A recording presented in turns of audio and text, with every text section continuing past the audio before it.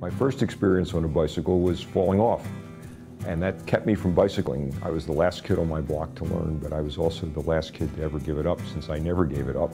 And being near the Wissahickon had a big impact on me. When I was very young, the Schuylkill Expressway was being constructed, and I watched big chunks of Fairmount Park being bulldozed. Negative forces as I saw them. I was very active, still am a life member of the Sierra Club and the Eastern Pennsylvania Group, and got a whole bunch of other people involved. Bike Coalition, American Youth Hostels, Audubon Society, all thought it'd be really good to connect all the parks along the Schuylkill River between Independence Hall and go out to Valley Forge. So we formed the Philadelphia Valley Forge Trail Committee. We were very smart to make stationery, which I sketched, that had Independence Hall on one end and George Washington kneeling in prayer and Valley Forge at the other. No one could be against it. Bob O'Connell was the director of Fairmount Park back in the 70s. He sat down with his counterpart in Montgomery County, and they worked out a multi-county agreement for this first piece of Schuylkill River Trail. Then the Federal Highway Administration had bikeway demonstration grants, and we worked to apply for funds to build the whole thing.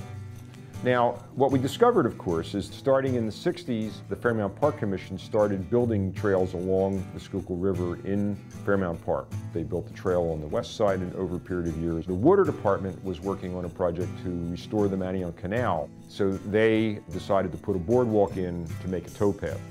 We figured out that we could build the trail that's there today from Shawmont to Spring Mill by building only 2.5 miles and piggybacking onto existing projects. This is how you create a regional trail system, building blocks.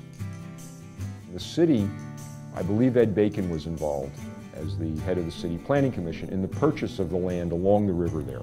Nothing really happened with it.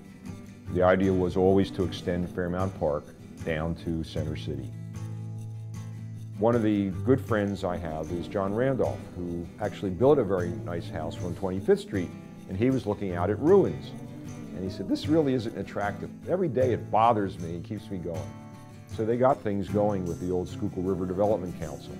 Joe Cernick has taken over as the director. I guess he just got infected by the idea and decided when he took his retirement from the city, and Lane Fike also was with the city, that they're both over at SRDC and can really make good things happen. So that's why you see the boardwalk going into South Street, you see Grace Ferry Crescent, you see the link to Bartram's. There's this whole network of people who understand how important this is for people's sense of happiness